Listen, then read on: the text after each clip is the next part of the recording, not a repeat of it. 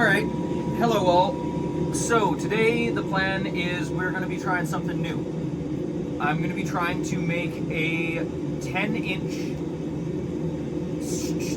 sushi knife. I wanted to call it a sushi chef's knife, but that's not really accurate. It's just a sushi knife. I don't know the actual, like what it's actually called, but I've done a little bit of research and 10-inch tends to be the ideal size from what I understand, but they're kind of a weird knife to make because first off they're single bevel, which basically means that rather than having a bevel on each side like most regular knives, they're completely flat on one side and have a bevel here. And I shouldn't even say that, they're not completely flat on this side, they're actually hollow ground going down the back of the spine so that food doesn't stick to that side of the knife, or the raw fish doesn't stick to that side of the knife.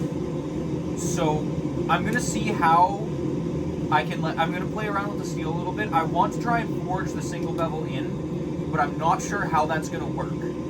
There's gonna be a lot of kind of trial and error, and me just like you'll get to listen to me talk a whole bunch about like what I'm thinking about how I'm gonna try and do this.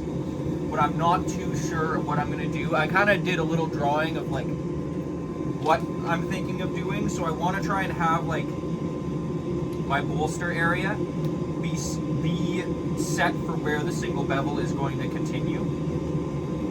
And from what I understand, they don't need a very large tang, so it might be a 3-inch tang to sink into wood.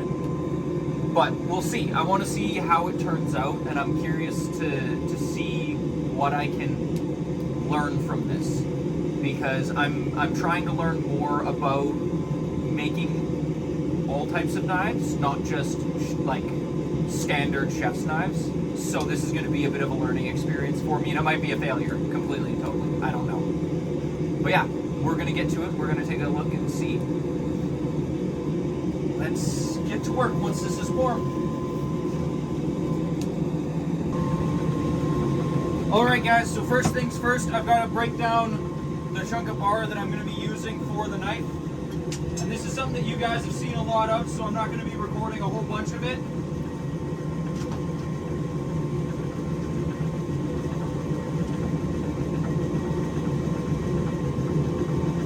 But for right now, we're just going to be breaking this down.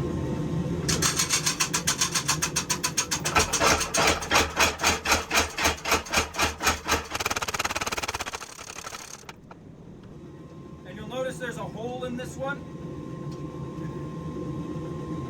This was an old hammer blank that I never got done and didn't do right, so it's becoming a knife instead.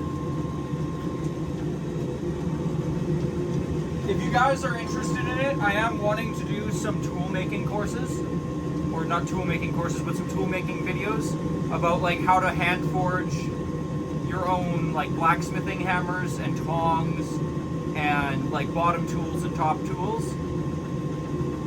If that is something that you guys are interested in, let me know. I'm more than happy to do those things.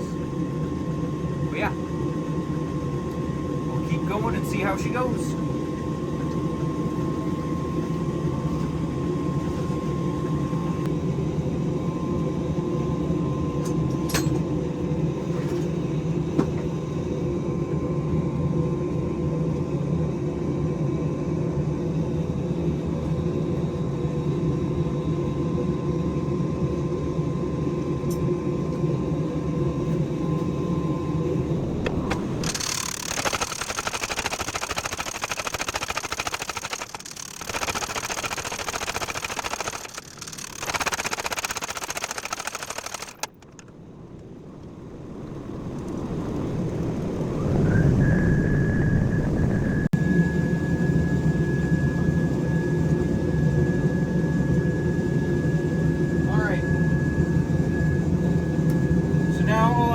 Knocking off how much I think I need, and then I'm going to throw some measurements on the anvil,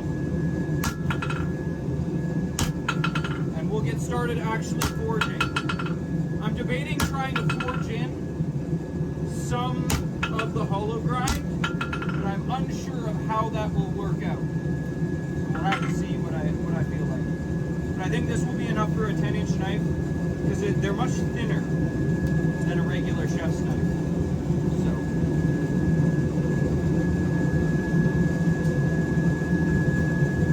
we're going to be doing more work on the power hammer to get it kind of to size. It's where I want it. And then it's going to be a lot of hand hammering to try and get everything nice and clean and neat. I want to try and get this as forged close to finish as possible, so that I don't need to be spending a whole bunch of time grinding it.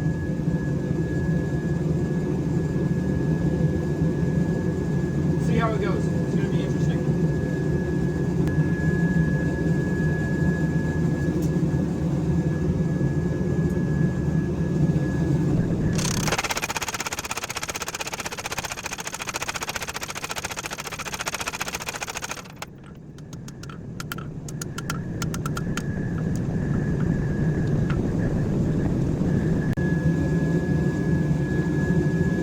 Alright, so I'm needing to make the blade 10 inches long.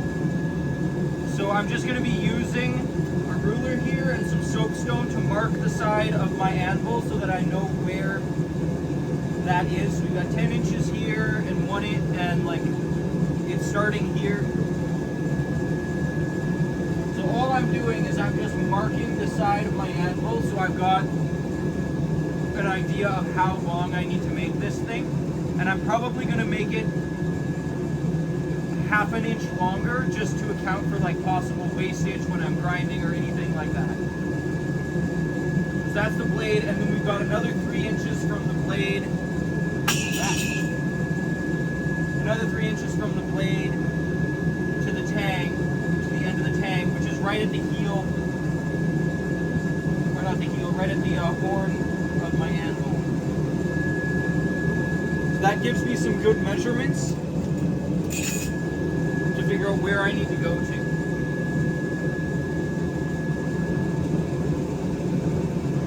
I also know that the blade only needs to be about,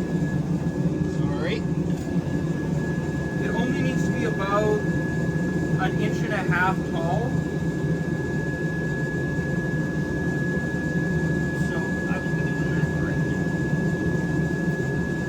So it's better to put your markings somewhere on your anvil or somewhere that can't get swept away. I use soapstone to do this, but you can use,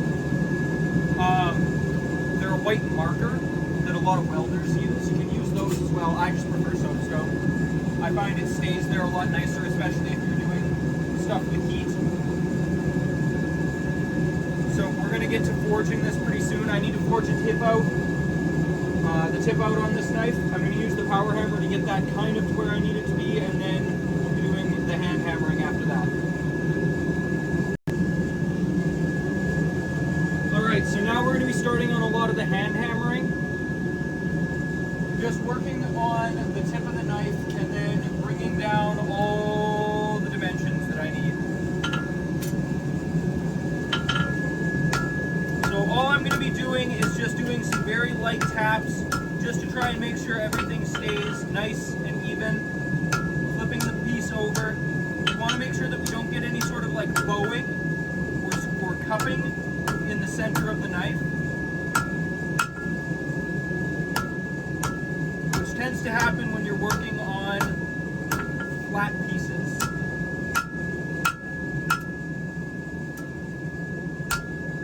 You tend to get kind of like a dishing one way or the other, which is not necessarily something that you need or want.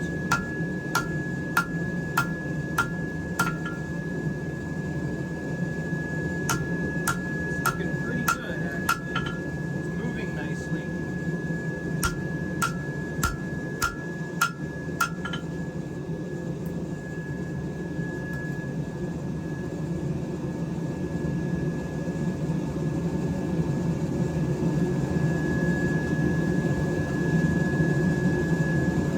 Perfect.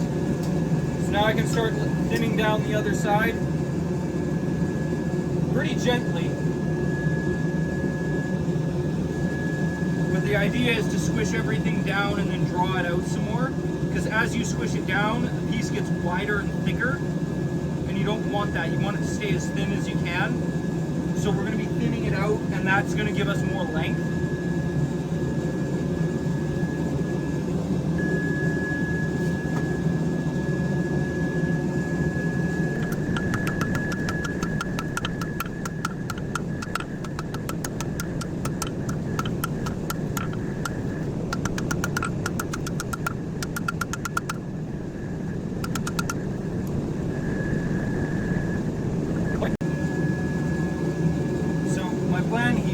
Now that I've got everything to sort of size that I need to bring this tip down a little bit, so I got to change the angle of that.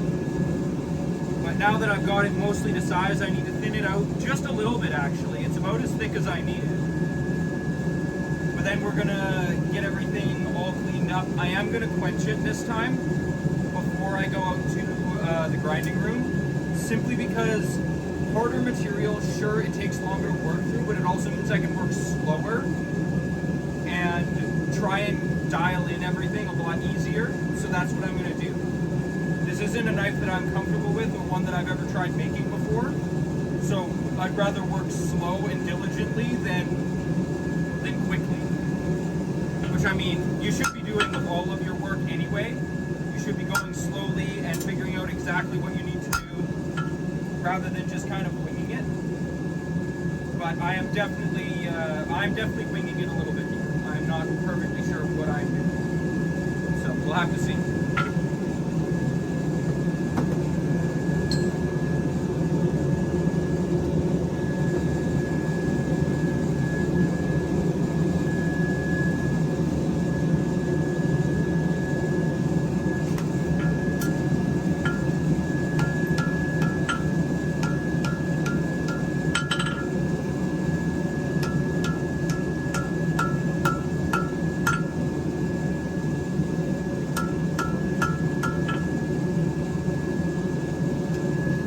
Alright, so we're the right size. I just need to take this bit down.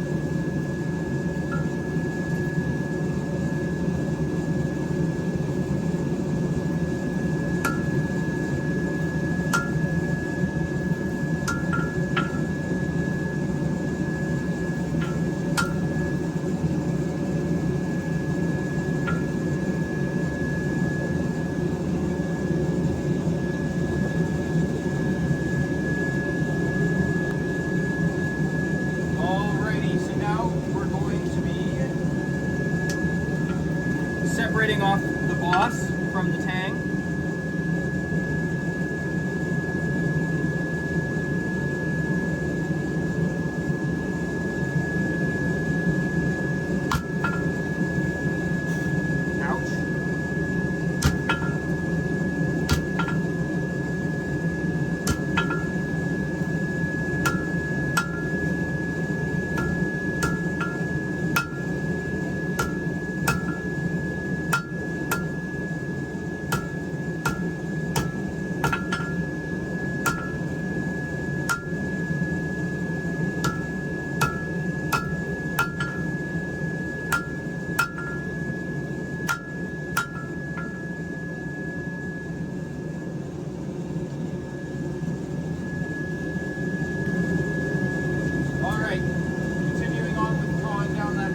Just a little ways.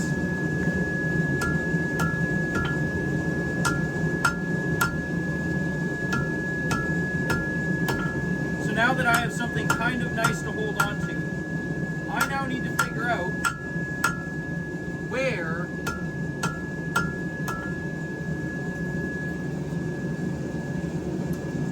this bevel is supposed to go for a single bevel knife. If I'm remembering correctly,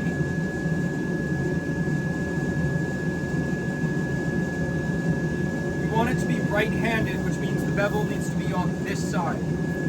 So I'm going to just mark that real quick. There's a really easy way that you can make sure that you don't forget what side something's supposed to be on. I'm just going to take a center punch, and down here where the tang is going to be, so no one's going to see it, it'll get forged out, I'm going to leave a dot. Just so I know which side needs to be facing up. If I can see the dot, then I'm on the right side. If I can't see the dot, then I'm on the wrong side. try and forge in the bevels. I have no idea how this is going to work. I might actually banana this knife first, so I might actually make it curve down so that when I forge the single bevel in, it straightens itself back out. I think that's what I'm going to try and do. Well, you got to learn how the material moves. It moves very much like Play-Doh, actually.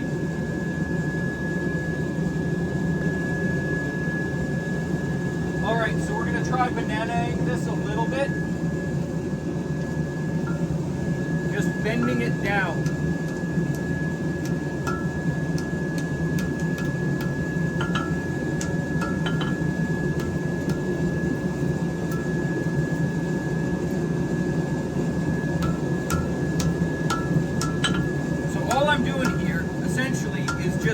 Anticipating how much the metal is going to move.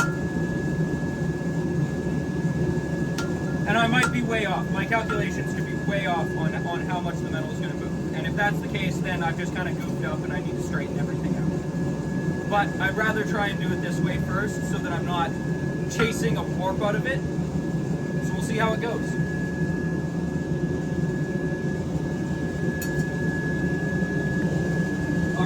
Time to start beveling.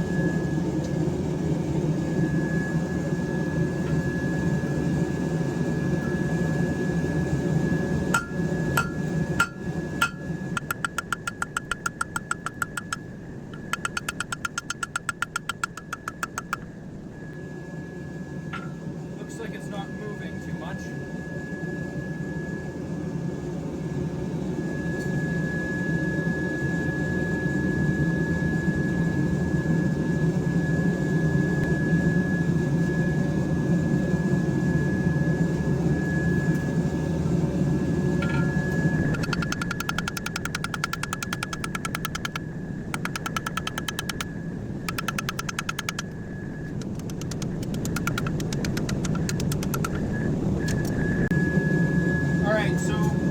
Knife didn't move as much as I thought it would during the beveling, so now we're just straightening it out. Just tapping the back over something flat. This will cause it to warp like crazy. So you gotta constantly be chasing that warp out. And then continuing on. Making sure it stays nice and true.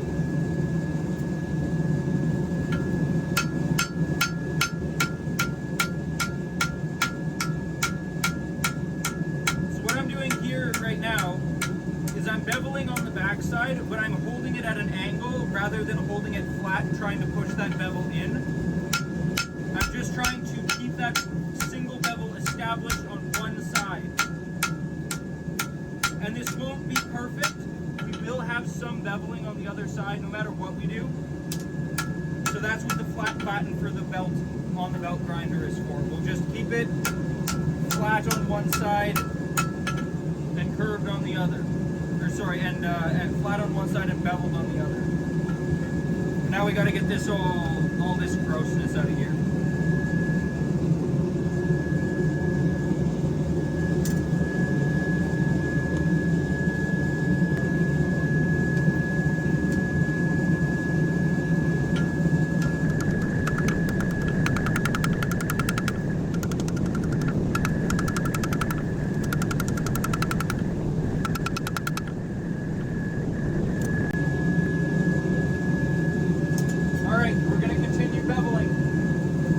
Nice and clean now.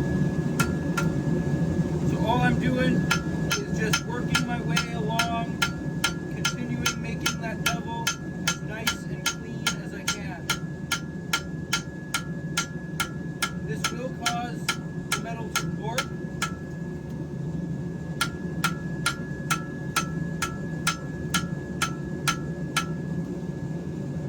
And twist.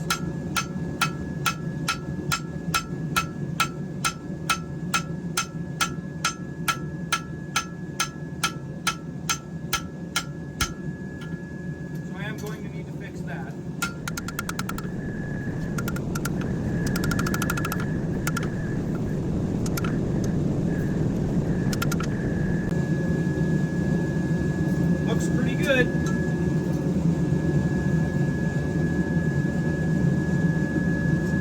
more set of bevels, one more bit of beveling, and then we'll be good to go.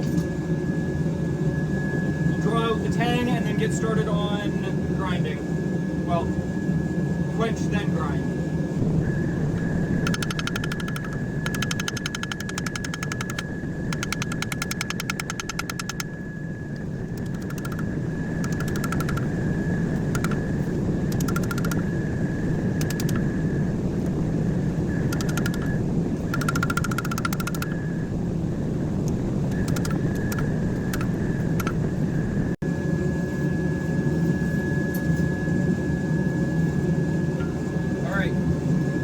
Now we start working on here.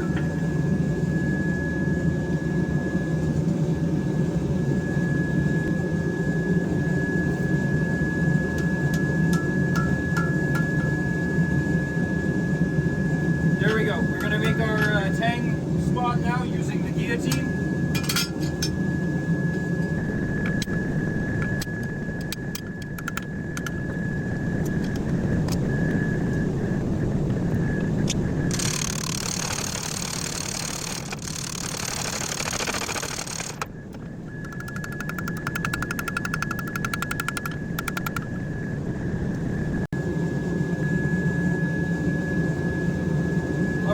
So I've done all the beveling that I need to.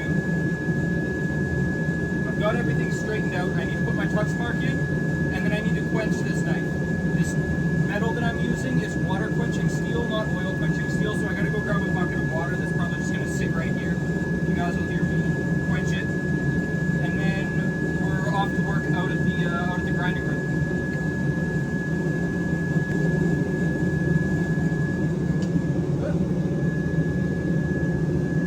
We're going to pull this guy out. We got to put our touch mark in it.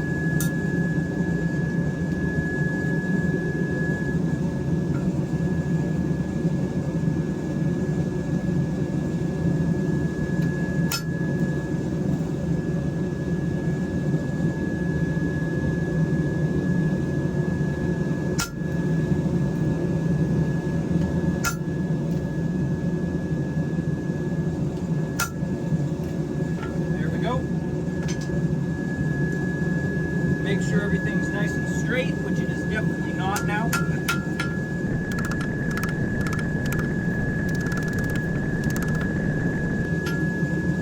I'm going to heat it up, give it a brush, and then quench it.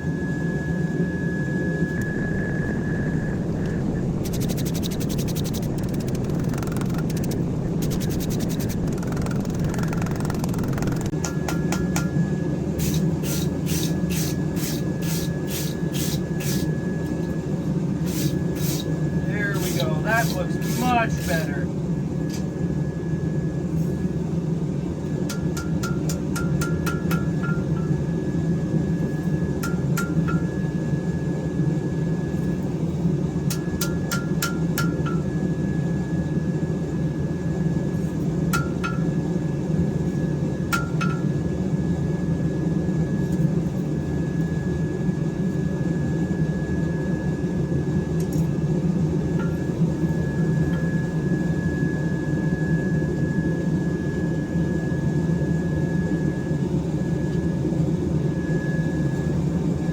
We'll get that quenched now.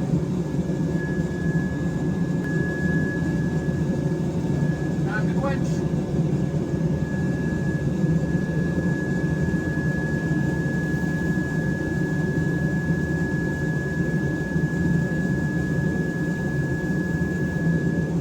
Woo! We have a banana and a half.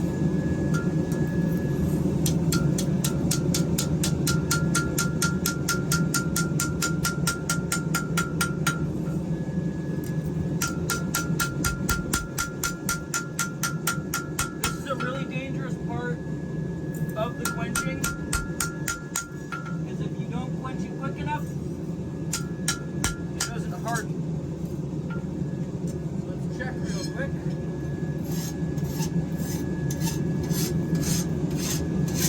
She's hardened, so we're gonna throw her in here. Back in here to cool down.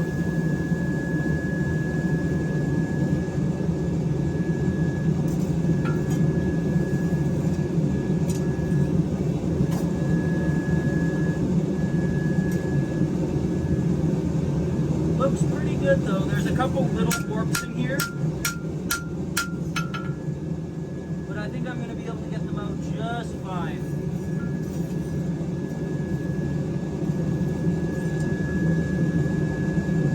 Alrighty, we're going to be moving on to grinding now. Making this thing look nice and pretty.